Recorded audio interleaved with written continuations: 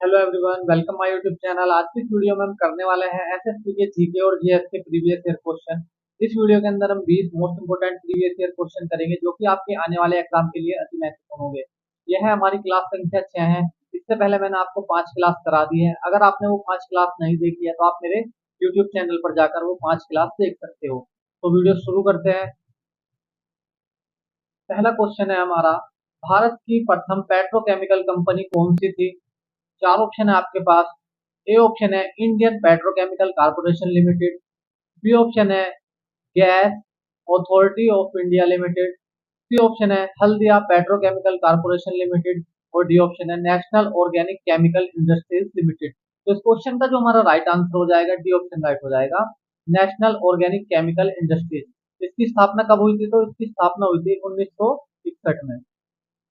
ठीक है, अगले क्वेश्चन पर चलते हैं। क्वेश्चन नंबर 2, पद्मश्री पुरस्कार पाने वाली पहली भारतीय अभिनेत्री कौन थी? चार ऑप्शन है आपके पास। ए ऑप्शन है नरगिस दत्त। बी ऑप्शन है आशा पारेख। सी ऑप्शन है मधुबाला। और डी ऑप्शन है देविका रानी।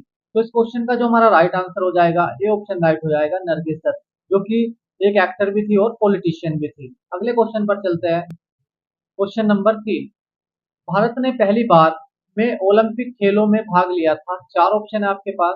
ए ऑप्शन है 1908। बी ऑप्शन है 1900।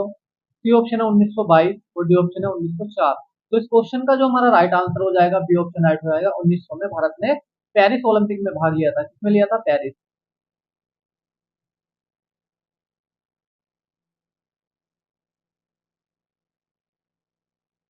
कौन से ओलंपिक में भाग लिया था 1900 में? तो पेरिस ओलंपिक में भाग लिया था। अगले क्वेश्चन पर चलते हैं। क्वेश्चन नंबर 4, अंतरिक्ष में जाने वाली भारतीय मूल की पहली महिला कौन थी? चार ऑप्शन है आपके पास। ए ऑप्शन है नागिन कॉक्स। बी ऑप्शन है योगिता साहा। सी ऑप्शन है कल्पना चावला। और डी ऑप्शन है ऋषा बांदला। तो इस क्वेश्चन का जो हमारा राइट आंसर हो जाएगा, सी ऑप्शन राइट हो जाएगा, कल्पना चावला। अगले क्वेश्चन पर चलते हैं। क्वेश्चन नंबर 5, राज्य के उच्च न्यायालय की मुख्य न्यायाधीश नियुक्त की जाने वाली पहली भारतीय महिला कौन थी? चार ऑप्शन है आपके पास। ए ऑप्शन है लीला सेठ। बी ऑप्शन है अनन्या चांडी। सी ऑप्शन है एम फातिमा बीवी। और डी ऑप्शन है किरण मजूमदार। तो इस क्वेश्चन का जो हमारा राइट आंसर हो जाएगा, ए ऑप्शन राइट हो जाएगा, लीला सेठ, जो कि पहली भारतीय महिला थी जो कि उच्च न्यायालय की मुख्य न्यायाधीश चुनी गई थी। कौन से हाई कोर्ट में चुनी गई थी? तो हिमाचल प्रदेश के हाई कोर्ट में चुनी गई थी। जो यह है एम फातिमा बीवी, यह पहली महिला थी जो कि सुप्रीम कोर्ट की मुख्य न्यायाधीश चुनी गई थी और जो मुस्लिम धर्म से थी। अगले क्वेश्चन पर चलते हैं। क्वेश्चन नंबर 6, भारतीय ओलंपिक संघ किससे संबंधित है? चार ऑप्शन है आपके पास। ए ऑप्शन है अंतर्राष्ट्रीय ओलंपिक परिषद। बी ऑप्शन है अंतर्राष्ट्रीय ओलंपिक संघ। सी ऑप्शन है अंतर्राष्ट्रीय ओलंपिक महासंघ। और डी ऑप्शन है अंतर्राष्ट्रीय ओलंपिक समिति। तो इस क्वेश्चन का जो हमारा राइट आंसर हो जाएगा, डी ऑप्शन राइट हो जाएगा, अंतर्राष्ट्रीय ओलंपिक समिति। इसकी स्थापना कब हुई थी? तो इसकी स्थापना हुई थी 1894 में। और इसका मुख्यालय कहाँ पर है? तो स्विट्जरलैंड में है।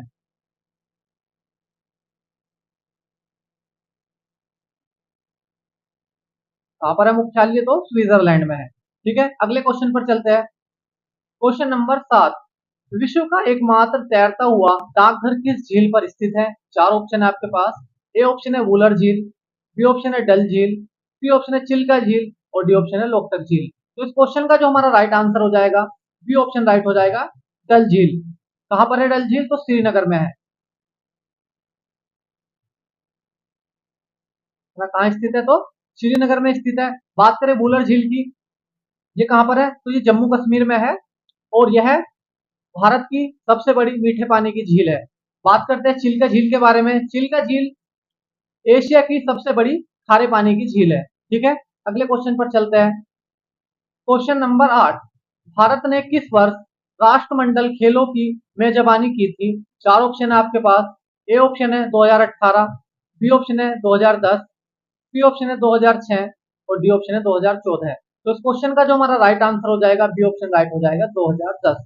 अगले क्वेश्चन पर चलते हैं। क्वेश्चन नंबर 9, निम्नलिखित में से कौन सा भारत में स्थित प्रथम उच्च न्यायालय था? चार ऑप्शन है आपके पास। ए ऑप्शन है बॉम्बे।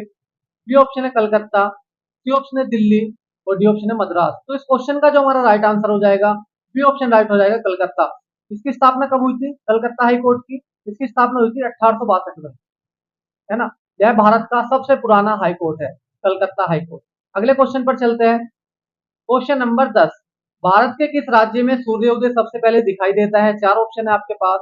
ए ऑप्शन है अरुणाचल प्रदेश, बी ऑप्शन है ओडिशा, सी ऑप्शन है मेघालय और डी ऑप्शन है पश्चिम बंगाल। तो इस क्वेश्चन का जो हमारा राइट आंसर हो जाएगा, ए ऑप्शन राइट हो जाएगा, अरुणाचल प्रदेश, क्योंकि यह भारत का सबसे पूर्वी राज्य है। सबसे पूर्वी राज्य भारत का और सबसे पश्चिमी राज्य के बीच समय का कितना अंतर होता है? तो 2 घंटे का अंतर होता है। ये आपको ध्यान में रखना है, एग्जाम में यहाँ से क्वेश्चन आ जाता है, ठीक है। अगले क्वेश्चन पर चलते हैं। क्वेश्चन नंबर 11 है, माइक्रोसॉफ्ट एक्सेल में सेल क्या होती है? चार ऑप्शन है आपके पास। ए ऑप्शन है डेटा संग्रहित करने के लिए उपयोग की जाने वाली एक अलग फाइल, बी ऑप्शन है किसी वर्कबुक के भीतर एक एकल वर्कशीट, सी ऑप्शन है वर्कशीट में एक पंक्ति मतलब रो और एक कॉलम का प्रतिच्छेदन, और डी ऑप्शन है एक छोटा आरेख या चार्ट। तो इस क्वेश्चन का जो हमारा राइट आंसर हो जाएगा, सी ऑप्शन राइट हो जाएगा, वर्कशीट में एक पंक्ति मतलब रो और एक कॉलम का प्रतिच्छेदन। प्रतिच्छेदन मतलब क्या होता है? चौराहा होता है ना, ऐसे। ये क्या होता है? प्रतिच्छेदन होता है। आपने कभी भी एक्सेल जब यूज किया होगा, तो जब आप एक्सेल ओपन करते हो तो एक वर्कशीट आती है ना, वो किस प्रकार से रहती है? इस प्रकार से रहती है। ये जो खड़ी खड़ी रहती है क्या होती है? ये होती है कॉलम। ये क्या होती है? कॉलम होती है। और जो लेटी लेटी लाइन होती है, क्या होती है? ये होती है आपकी रो। क्या होती है? रो। तो जो कॉलम और रो से मिलकर बनता है, ये इसे क्या कहते हैं? हम सेल कहते हैं, ठीक है। आया समझ में आपको? अगले क्वेश्चन पर चलते हैं। क्वेश्चन नंबर 12, एमएस एक्सेल 2019 में सम फंक्शन क्या करता है? चार ऑप्शन है आपके पास।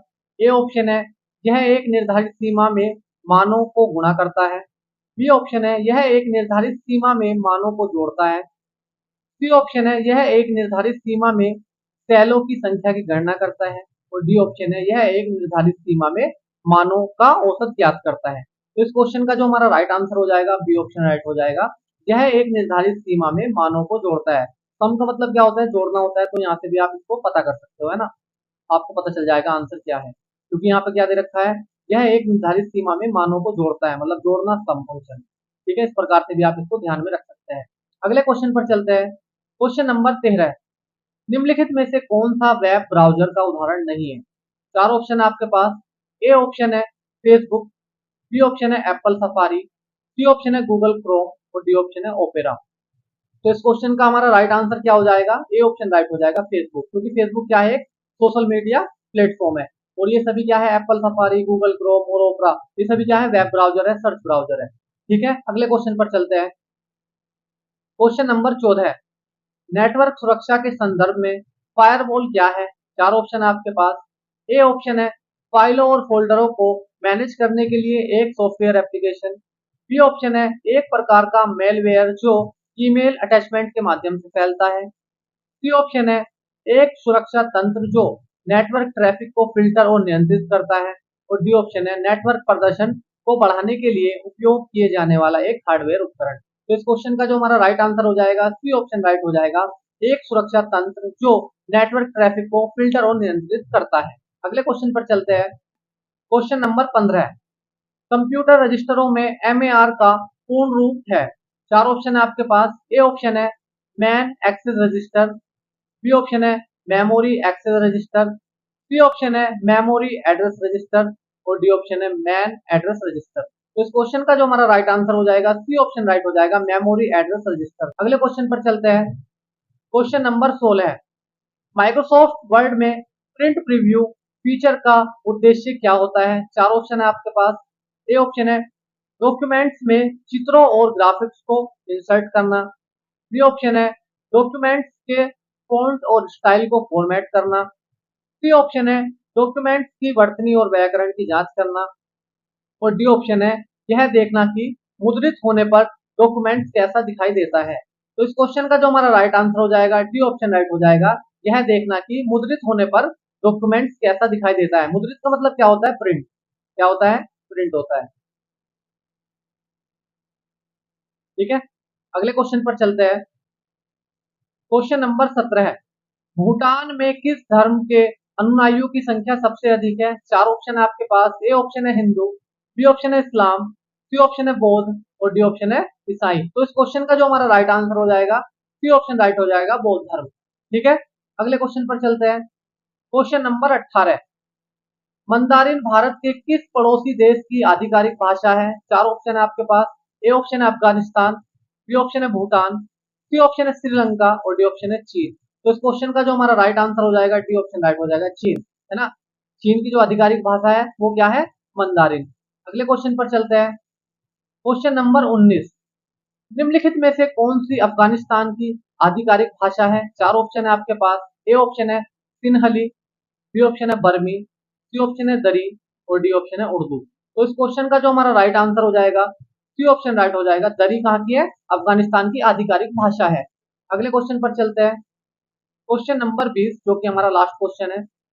बांग्लादेश का राष्ट्रीय फल क्या है? चार ऑप्शन है आपके पास। ए ऑप्शन है अनार, बी ऑप्शन है आम, सी ऑप्शन है सेब और डी ऑप्शन है कटहल। तो इस क्वेश्चन का जो हमारा राइट आंसर हो जाएगा, डी ऑप्शन राइट हो जाएगा। कटहल कहाँ का राष्ट्रीय फल है? तो बांग्लादेश का राष्ट्रीय फल है। भारत का राष्ट्रीय फल क्या है? तो आम है।